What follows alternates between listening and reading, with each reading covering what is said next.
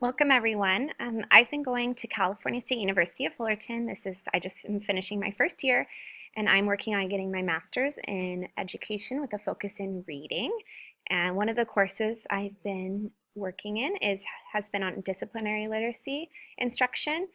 And through this course, the first project I did was I interviewed a sixth grade student at our school and I asked him about his experience with science instruction in the classroom. And then I also interviewed a teacher at Elkhorn School who teaches science, social studies, and writing, and I interviewed her about science instruction in the classroom.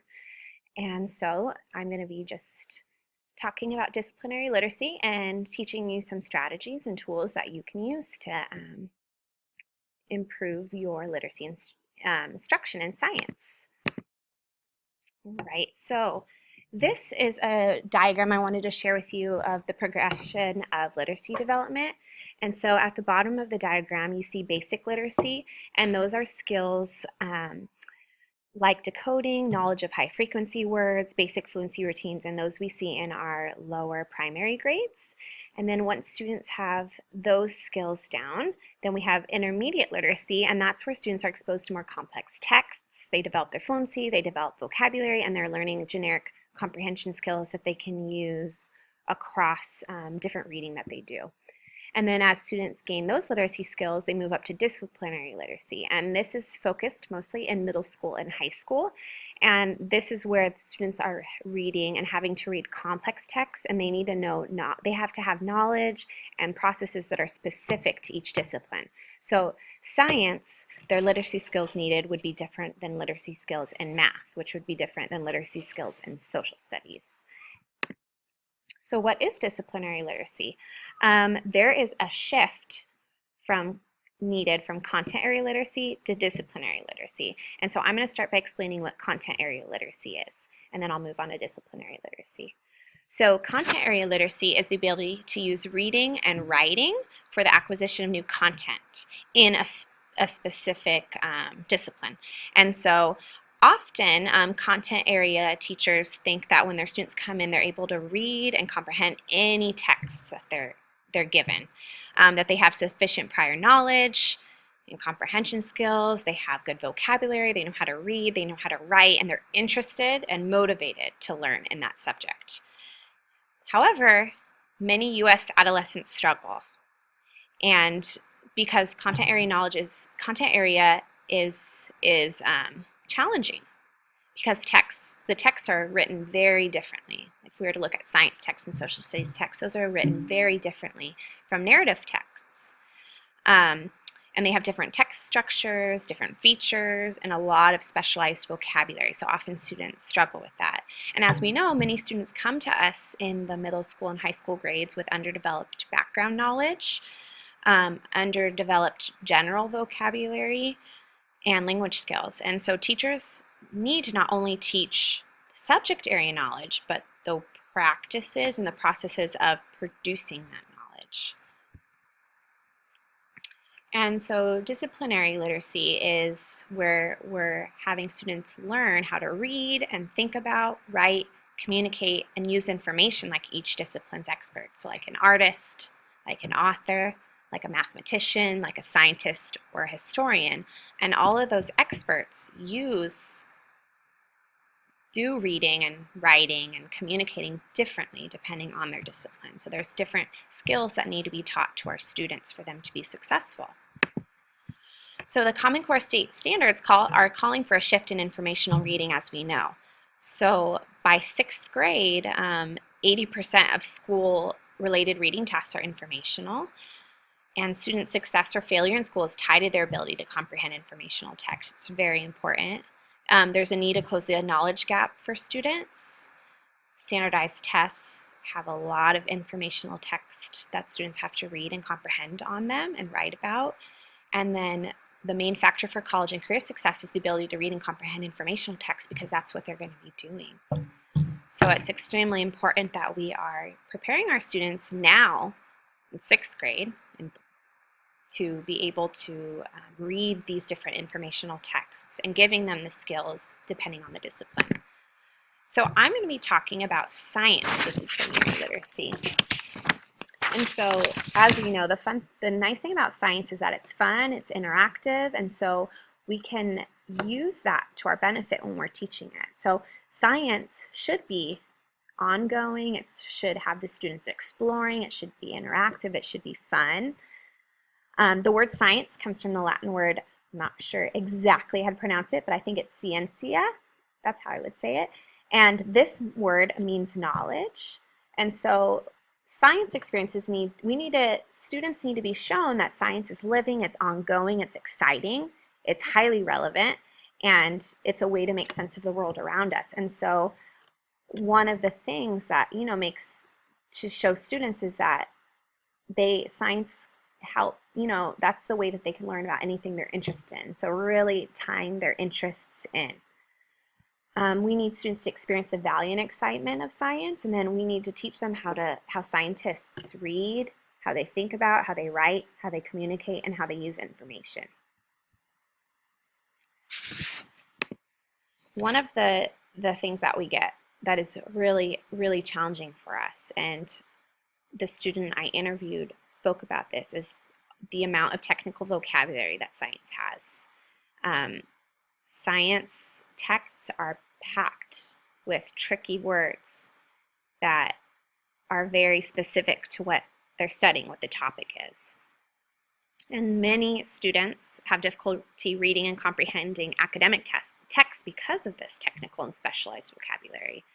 Science is so loaded with, and it can be especially difficult for our English learners, which we have a large population of at our school. So it's really important that teachers are modeling fluent pronunciation and reading of the vocabulary words. So the teacher needs to be reading it and modeling how it would be said. And before I keep going on, I want to know, how did your teachers engage you in vocabulary learning when you were growing up? So either in elementary school, middle school, or high school, and what types of activities do you remember doing to learn science technical vocabulary words?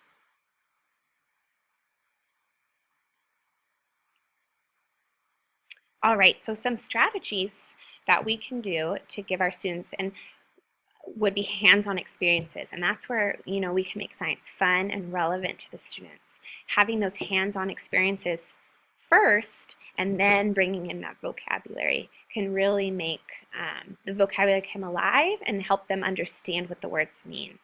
Like I said before, modeling the fluent pronunciation and reading of the vocabulary in the text, providing students first with hands-on experiences and then the vocabulary. Concepts, these words and these concepts, they can't be learned and deeply understood just through definitions. And so I put on my slide here, the words from the glossary. They can't just be learned from reading it out of here or copying it down. They need to be explicitly taught by the teacher, they need to be explained, they need to be connected with other words and how they fit throughout that topic in the domain.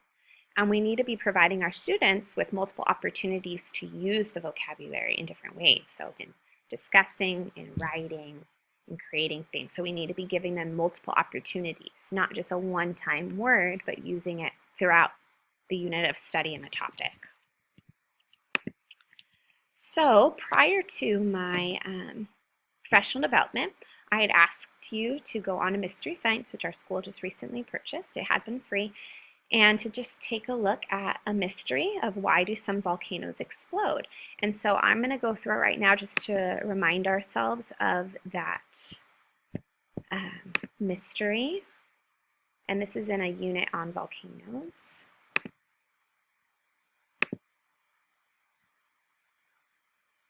And I'm just going to scroll through it really quick so we can talk about it. Hi, it's Doug. I want to tell you a true story. An event that took place. The one thing I really like about Mystery Science is that it's showing them visuals of what it's teaching them and of the content. So it's giving that background knowledge and the visuals to students who might not have that knowledge of it. And then I also like that it gives students discussions about it. So this one, they had to discuss different kinds of volcanoes and what they notice about it. So it's giving them pictures and asking them what do they notice about the shape. And so the students are discussing with each other and as a whole class. And then also discussing the different kinds of rocks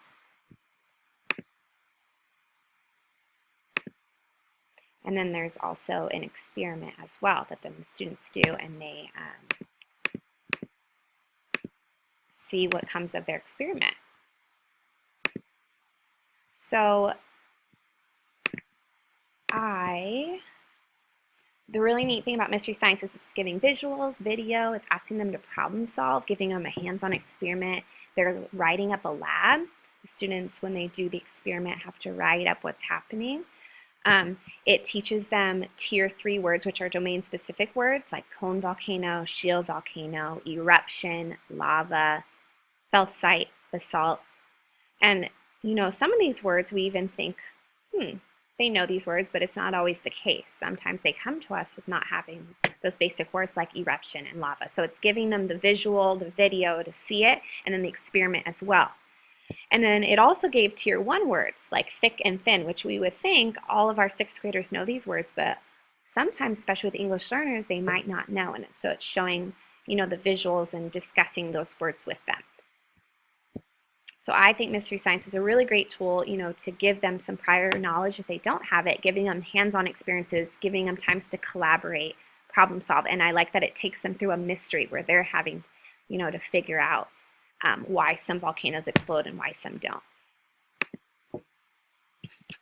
So I'm going to be speaking about word walls, and you're probably thinking word walls in 6th grade and secondary classrooms. Like, my teachers didn't have word walls in middle school or high school either, but I believe that word walls would be a great strategy for you to use and have up in your classroom, and it's a super easy thing to do. I believe word walls, they promote a print-rich environment for content-area classrooms. They're an ongoing display of words that can be referenced throughout the unit of study. They promote development and reinforcement and extension of vocabulary. Here's an example here where you can see on this word wall there are many prefixes, and this is an example of a science word wall. And so these prefixes are, you know, seen in different words and can be talked about. And then this one over here is called a graffiti word wall, which I think is really neat, where the students each go up to the word and they draw a picture of it. So they're adding, you know, a visual definition of the word, and they interact with it. Students need to interact with the word wall. So it's not just a word that stays up there and they don't do anything with it.